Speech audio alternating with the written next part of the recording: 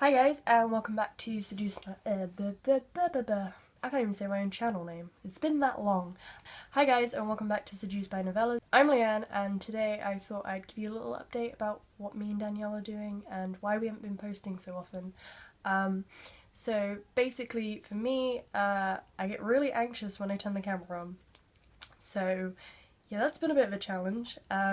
And also I've been very busy with personal things and life in general, and when I sit down to film it's like there are kids screaming outside and anxiety's like, ha, nobody watches these anyway, so why are you even doing it? As for Danielle, she has a lot of chronic illnesses, and yeah, she's just working a heck of a lot, and when she gets home she's really tired, but she has been keeping an eye on the channel, and just the fact that we have over 100 subscribers, guys, I mean, like, I'm just, yeah, kind of in awe, in shock, lots of emotions really, because me and Danielle didn't even think that we would get this far. We thought, oh, we'll have about 10 subscribers or something, but the fact that we have 100, and you know, when we're so spotty with like videos anyway, so I just want to thank everyone for subscribing to us, and hopefully we will get into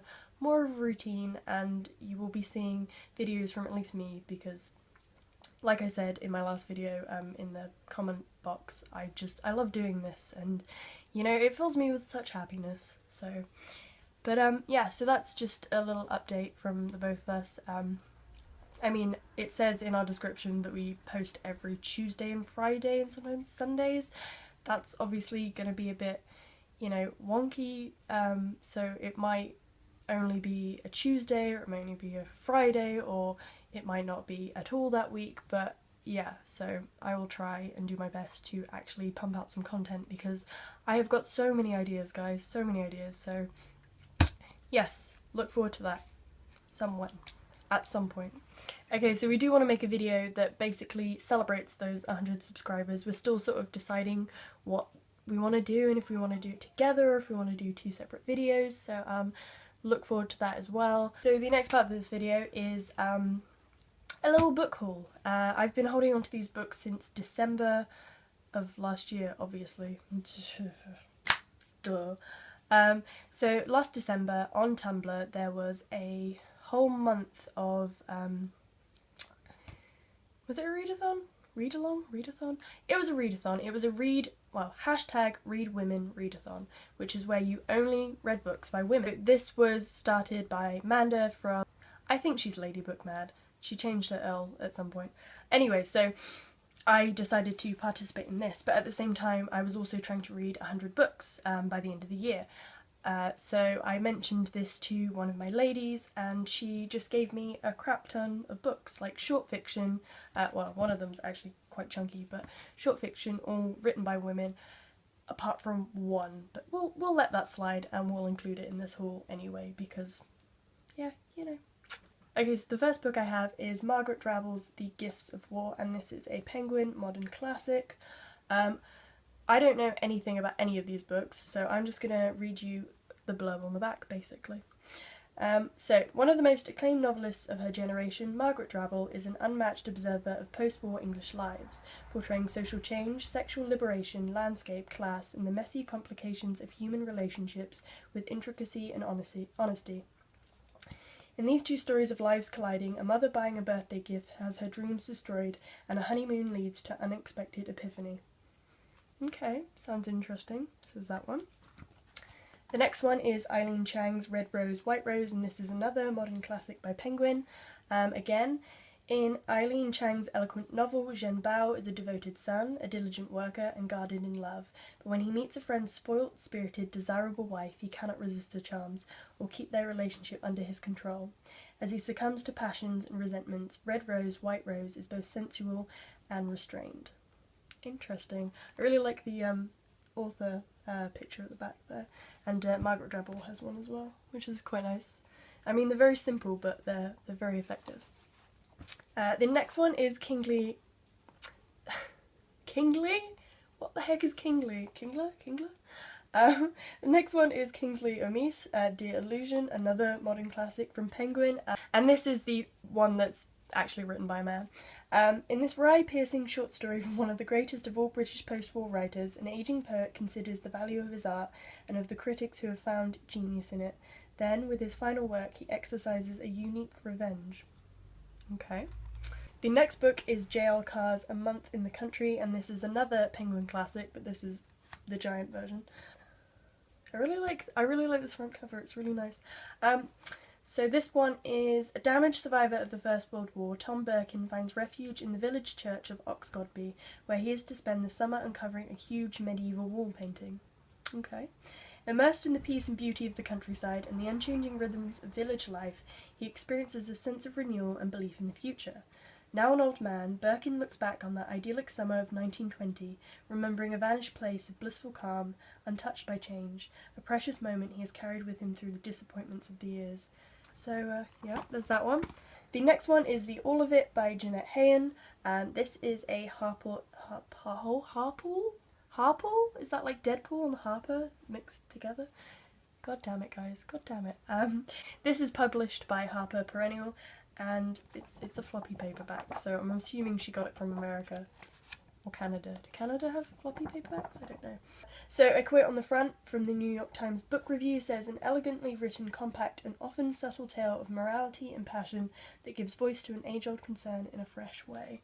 Interesting. And the foreword's by Anne Patchett, and that name for some reason rings a bell. I feel like booktubers that I've watched have read this author, so that'll be interesting. And so the blurb on the back says, while fishing in an Irish salmon stream one rainy morning, Father Declan de Lowry ponders the recent deathbed confession of his parishioner Kevin Dennehy. It seems Dennehy and his wife Enda had been quietly living a lie for 50 years, yet the gravity of their deception doesn't become clear to the good father until Enda shares the full tale of her suffering, finally confiding the all of it. Jeanette Hayen's exquisite, award-winning first novel is a deceptively simple story that resonates with the power of a modern-day myth, an unforgettable narrative of transgression, empathy, and ultimately absolution. So that one sounds really interesting, and the text is quite small, as you can see, so I feel like it's going to be really, really easy to read. The next one is The Aftermath by Rydian Brooke, and this is from Penguin. Again, I don't know anything about this, but it seems like Isabel has given me a lot of things to do with war and morality and just people being people, and I don't know what I'm trying to say, but anyway, I'll get on to reading this blurb. In the bitter winter of 1946, Rachel Morgan arrives with her only remaining son, Edmund, in the ruins of Hamburg. Here she is reunited with her husband Lewis, a British colonel charged with rebuilding the shattered city. But as they set off for their new home, Rachel is stunned to discover that Lewis has made an extraordinary decision. They will be sharing the grand house with its previous owners, a German widower and his troubled daughter. In this charged atmosphere, enmity and grief give way to passion and betrayal. I feel like she's giving me a lot of people, different relationships between people, and it seems to be swaying more towards like the extreme side, like passion, betrayal, and with the all of it, it's like something's happened in their life that they've never spoken about, and now they've spoken about it, and it's quite a big thing. So yeah. The next book is The Tea House Fire, a novel by Ellis Avery, and this is published by Riverhead Books. I'm just going to read a little bit from the back, but for me this one seems the most interesting. I read Memoirs of a Geisha, and I know it's not an accurate portrayal because Arthur Golden, the man who wrote it, the geisha that he interviewed, he just pretty much embellished everything that she told him, and it's definitely not accurate, and it's ridiculous, and just not true to who she was, and it was very upsetting for her, I can imagine, because who wants your life to be exaggerated to the point where it's unrecognisable. Anyway, It says here Alice Avery studied Japanese tea ceremony for 5 years in New York and Kyoto, and she now teaches creative writing at Columbia University. But this story is about two women whose lives intersect in late 19th century Japan. It's a portrait of one of the most fascinating places and times in all history. So when Japan opens its door to the West, it was a period when wearing a different colour kimono could make a political statement, when women stopped blackening their teeth to profess an allegiance to Western ideas, and when Japan's most mysterious rite, the tea ceremony, became not just a sacramental meal, but a ritual battlefield. We see it through the eyes of Aurelia, an American orphan adopted by the Shin family, proprietors of a tea ceremony school, after their daughter Yukiko finds her hiding on their grounds. Aurelia becomes Yukiko's closest companion, and they, the Shin family, and all of Japan, and all of Japan face a time of great challenges and uncertainty. Told in an enchanting and unforgettable voice, The Tea House Fire is a lively, provocative, and lushly detailed novel of epic scope and compulsive readability. So, right, I'm going to go back through all of them so you guys know what I've got. So this is The Tea House Fire by Alice Avery, The Aftermath by Ridian Brooke, The All of It by Jeanette Hayen, A Month in the Country by J.L. Carr, Dear Illusion by Kingsley Amis, Red Rose, White Rose by Eileen Chang, and The Gifts of War by Margaret Drabble. And the book that I am most excited for it's definitely The Tea House Fire, because I would, like to know a lot more about it. I mean, the history, I feel like it's going to include a lot of history, and to be honest, I like learning about history. I never took it in school, but, you know, when I can do it on my own time, it's nice. So this is definitely one that I'm looking forward to, and hopefully it's more accurate than The Memoirs of a Geisha. So yeah, that was my Read Women book haul. Hopefully you guys enjoyed it. Let me know if you've read any of these books, or if you'd like to read any of these books. Will you be doing a Read Women month at any point? Let me know, because I will be quite happy to join in. And until next time, I hope you guys have an amazing day, and that the British people are not melting in the heat, because it is bloody hot over here. Just bloody hot. Anyway, yes, I'm gonna go before I ramble too much. Bye, guys.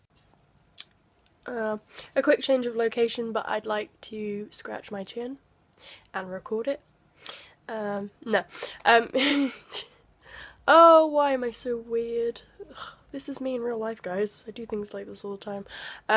Yeah, I'd just like to say a quick good luck to everyone who is participating in booktubeathon. I'm kind of a little bit jealous. I wish I'd sort of got my butt in gear and decided to do this, but I didn't, because life's life, guys. Busy stuff. But yeah, good luck to everyone. I hope everyone completes at least one of the challenges and just have fun. I mean, have fun, guys. I mean, I keep burping. But yeah, that's all I wanted to say. So